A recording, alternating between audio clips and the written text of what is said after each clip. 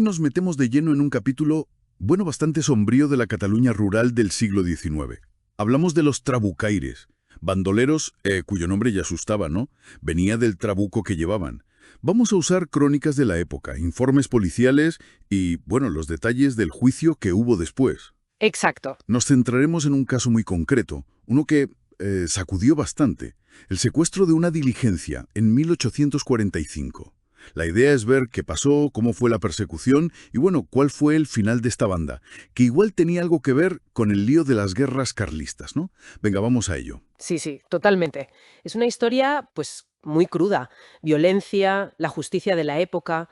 Todo arranca en febrero de 1845. Estamos en el Camí Real, entre Girona y Barcelona, cerca de un lugar llamado la Cruz de la Mà. Y ahí, una docena de trabucaires, parece que al mando de un tal Serrat, un ex capitán carlista. Eso dicen algunas fuentes, sí. Pues asaltan una diligencia y secuestran a 3 hombres. Un estudiante joven, Joan Massot, De Darnius, sí. luego Josep Roger, que era hijo de comerciante, y Josep Belver, un negociante de Girona ya mayor, de 70 años. Claro, las crónicas de entonces, reflejan la angustia de las familias. Y la audacia de estos tipos, claro. Y no iban a lo loco, ¿no?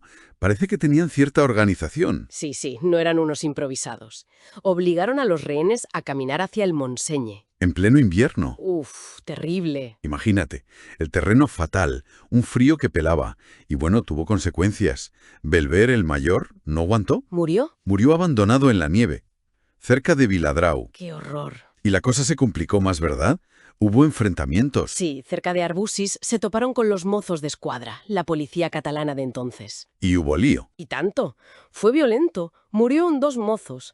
Los trabucaires lograron escapar, aunque parece que algunos iban heridos. ¿Y cómo dieron con ellos después?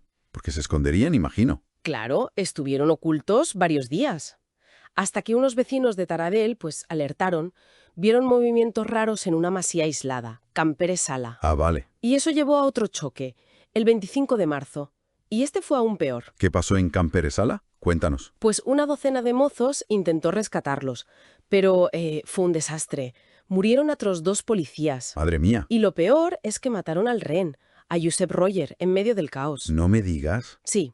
Los bandoleros que quedaban, pues, se vieron acorralados. Huyeron primero a una cueva que había por allí, Ya. pero sentían la presión, claro, así que decidieron cruzar a Francia.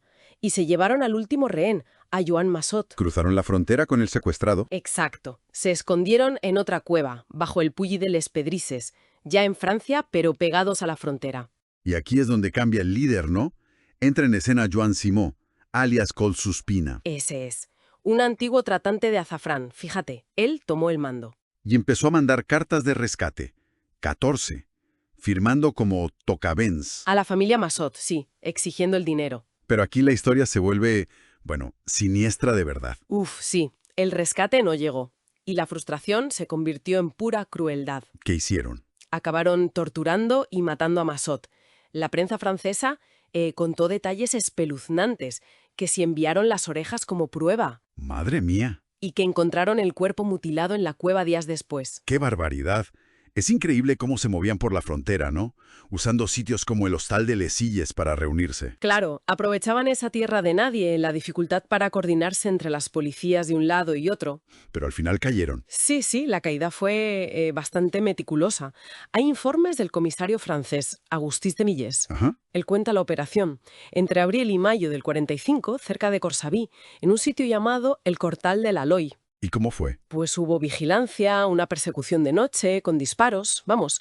Y al final, en la granja, detuvieron a 10 trabucaires. 10. Y encontraron a otro más escondido en un pesebre, el 11º. Increíble. El juicio debió ser sonado. En Francia, además. Enorme. Tuvo muchísima repercusión, tanto que hasta se publicó un libro en Barcelona contando todo el proceso. ¿Y el veredicto? Implacable, para los cabecillas. 4 condenas a muerte, a la guillotina. ¿Era normal esa colaboración policial entre Francia y España entonces? Huyó mucho, la verdad, lo que demuestra la gravedad del caso, la alarma que crearon estos tipos. Claro. La ejecución fue el 27 de junio de 1846 y la dividieron para que tuviera más impacto, supongo. ¿Cómo? 2 en Perpiñán, Gerón Icares, Llorens y Josep Mateu, Chicolata. Y otros 2 en Ceret. el propio Joan Simó, Collsuspina, y Josep Balmes, Sagal. ¿Y eran jóvenes, has dicho? Sorprendentemente jóvenes. Poco más de 20 años tenían la mayoría. Hay testimonios de las ejecuciones, ¿verdad? Muy gráficos. Sí, el escritor Henri Nicole lo describió. La multitud en Perpiñán, sobre todo mujeres, decía, y contaba la diferencia, ¿no? La entereza de Icares y el pánico de Chicolata. Exacto. Que hasta pidió que limpiaran la cuchilla. Que rentín la ganiveta, dicen que dijo en catalán. Qué detalle más macabro. También se cuenta su arrepentimiento final, que comulgaron, pidieron perdón, incluso que no quisieron ir en carruaje al patíbulo. Ah, no. No, quisieron ir a pie, como un acto de expiación, como Jesucristo decían. Vaya. Esos detalles finales, ¿no? Las palabras entre ellos, el fervor religioso ahí mezclado con la dureza de la justicia, cierran de forma muy dramática la historia de esta banda. Fue la respuesta del Estado contundente a una violencia que había pasado todos los límites. Entonces, resumiendo, un secuestro brutal, 3 muertos, una persecución por montañas, cruzando fronteras, una crueldad terrible con el último rehén Sí, y una justicia expeditiva, la guillotina como punto final. Una espiral de violencia muy de esa época, ¿no? Del convulso siglo XIX en algunas zonas. totalmente. Y fue tan impactante que, fíjate, casi inmediatamente en mayo de 1846 se estrenó en Barcelona una obra de teatro. Sobre ellos. Sí, sí. Se titulaba Los Trabucaires, llevando esta crónica negra directamente al escenario. Nos deja pensando, ¿eh?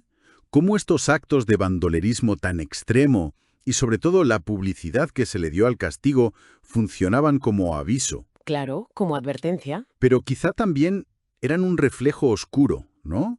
De las tensiones de la época y hasta de cierta fascinación por la violencia.